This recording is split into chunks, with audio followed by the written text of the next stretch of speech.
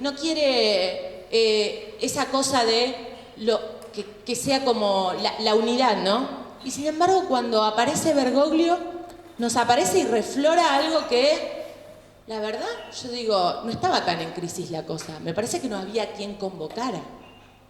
No estaba tan en crisis todo. La gente estaba dispuesta a salir, a escuchar, a pensar y sobre todo a poner, digo, sobre la mira de todos algo que a lo mejor veníamos como olvidándonos, que tiene que ver con el encontrar a alguien que nos represente, ¿no?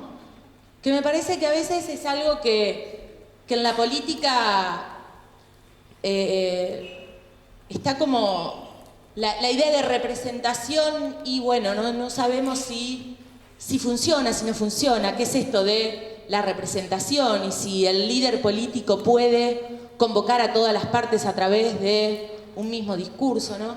Y me parecía que esa plaza sí daba ese lugar y me parecía que esa plaza nos invitaba a los que hacemos política a pensar que un proyecto puede ser convocante siempre que sea un proyecto que tenga alguna razón de ser, ¿no? Alguna razón más allá de la cosa de se juntaron.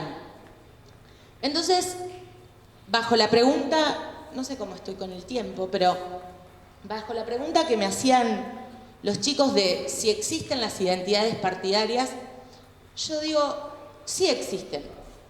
Ahora, que vos seas peronista y que él sea radical y que yo sea del PRO, no quita el derecho a que podamos hacer algo juntos, a que podamos dialogar, porque me parece que hoy las identidades partidarias ya no son eso de la separación, o al menos trato de pensar que no tenemos que volver a ese lugar de que la identidad partidaria no me permite hacer otra cosa con el otro.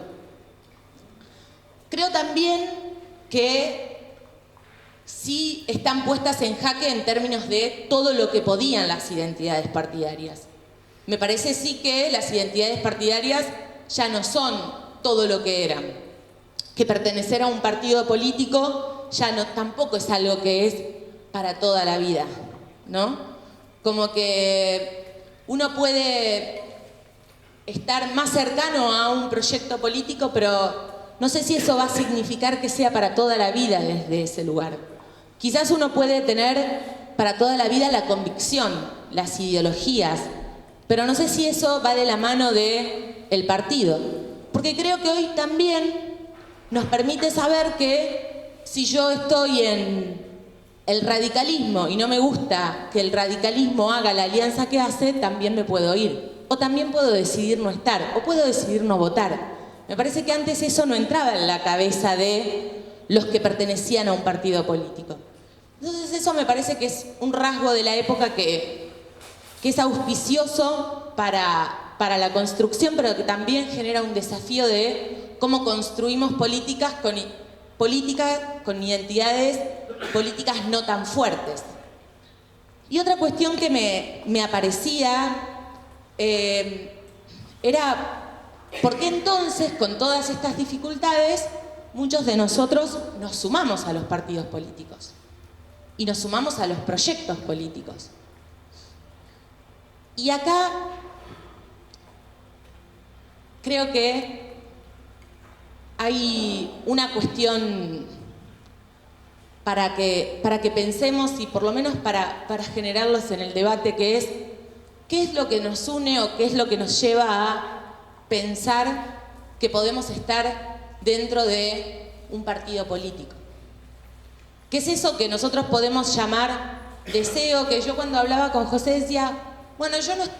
Perdón, con José no, con Pedro, pero conozco al papá de otro lado y entonces los confundo.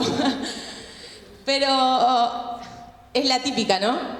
Pero cuando hablaba con Pedro yo decía, bueno, pero el deseo no siempre lleva a lugares buenos, ¿no? Entonces decía, el deseo no es lo que me lleva a mí a pensar o a pensarme adentro de un partido político solamente.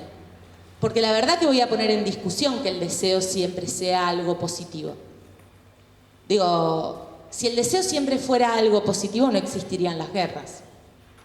Si el deseo siempre fuera algo positivo, no existiría la pobreza. Si el deseo de cualquier ser humano sea hacer algo bueno, o sea la felicidad de lo bueno, me parece que un montón de cosas no estarían. Me parece que pasan muchas cosas también porque el deseo está cargado de otras cuestiones que no tienen que ver con lo positivo o con lo bueno. Entonces también decía, bueno, pero entonces estamos en un proyecto político porque creemos en el bien común. Y también ahí, digo, me abría la pregunta de ¿qué es esto del bien común? Y es muy difícil poder encontrarnos y poder como pensar que todos pensamos lo mismo que es el bien común. Quizás para pensar el bien común hay algunas cosas que la generación más pequeña, la generación más chica, ¿no?, de esta época, pueda llegar a hacerlo muy bien, que es la posibilidad del diálogo. Yo creo que el bien común no existe como tal para todos lo mismo.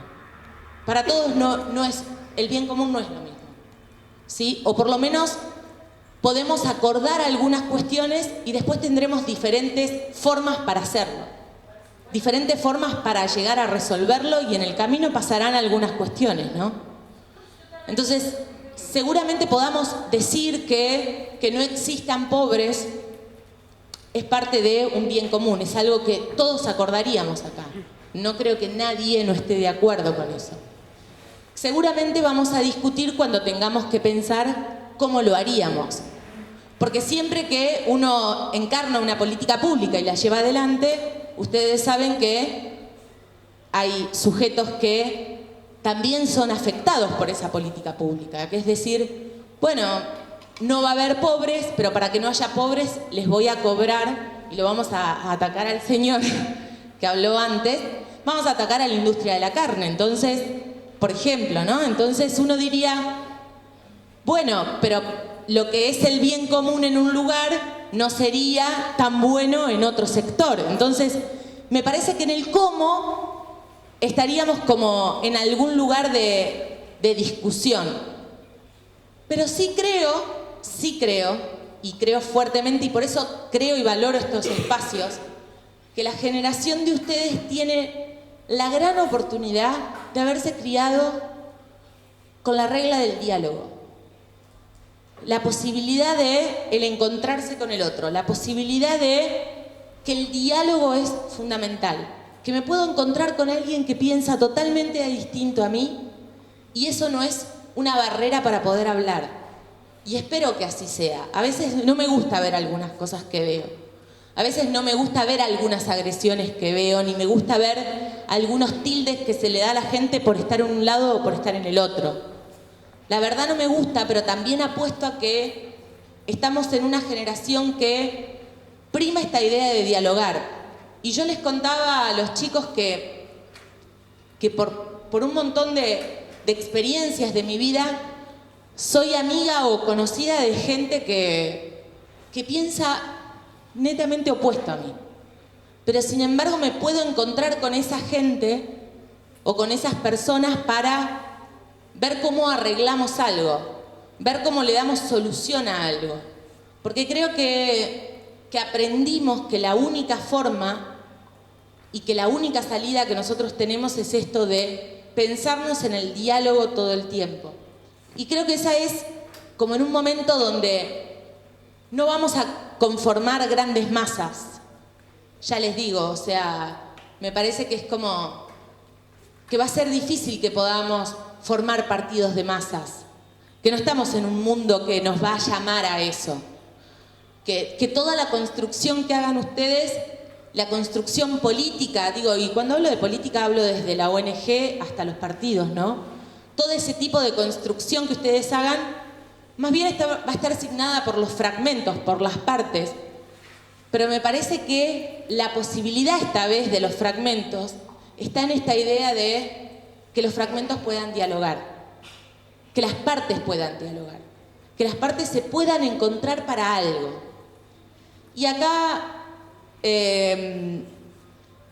creo que para cerrar, y no porque sea una ferviente católica, pero sí porque es alguien que me parece que me inspiró mucho en la forma en que trata de pensar la cosa. Quería cerrar con esta idea que marcaba Bergoglio, ¿no? Que el poder, o que la búsqueda del poder, que es a lo que todos los que hacemos política aspiramos, es servicio. Que si no lo entendemos desde ahí, y si no nos ponemos al servicio de el otro, me parece que sí la cosa no va a salir bien. Y no sé si eso es parte del deseo, ¿no? Ojalá todos deseáramos que ponernos al servicio del otro cuando encarnamos un proyecto público.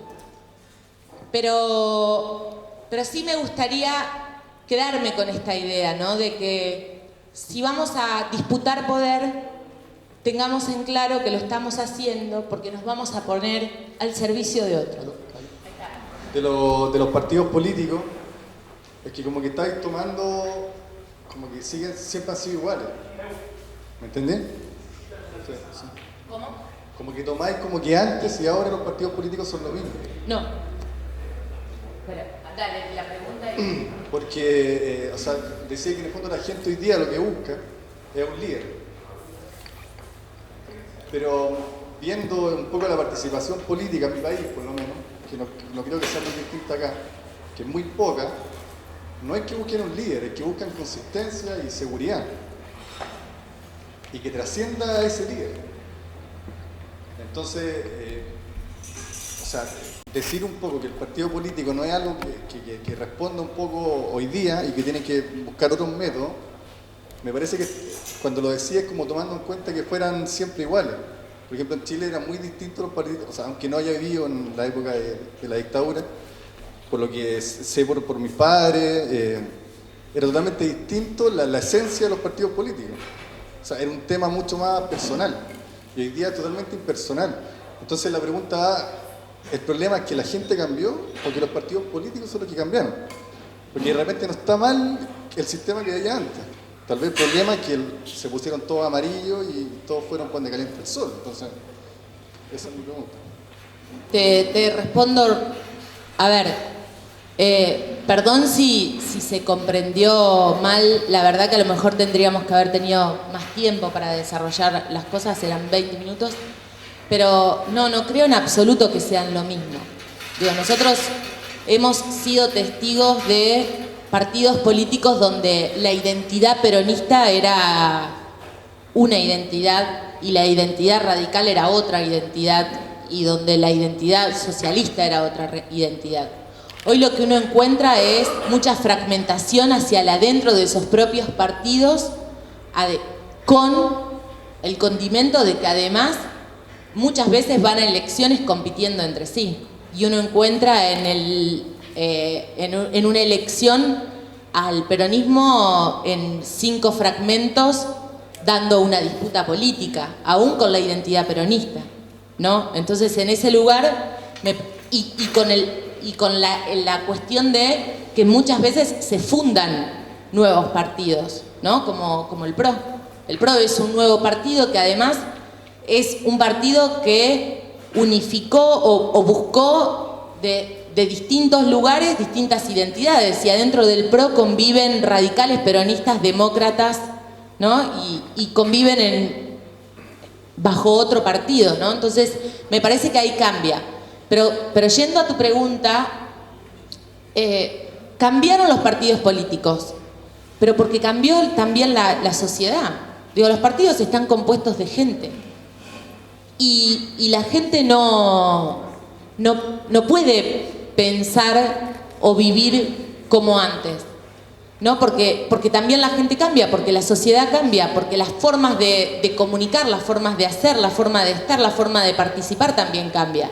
Si uno mira, y eso pasa acá y pasa seguramente en tu país, en Argentina solo el 6% de la población participa de algo. de un partido, de una asociación cooperadora, de una asociación civil, de una ONG. O sea, el 94% no participa de nada. Entonces, eso también lleva al cambio, obviamente.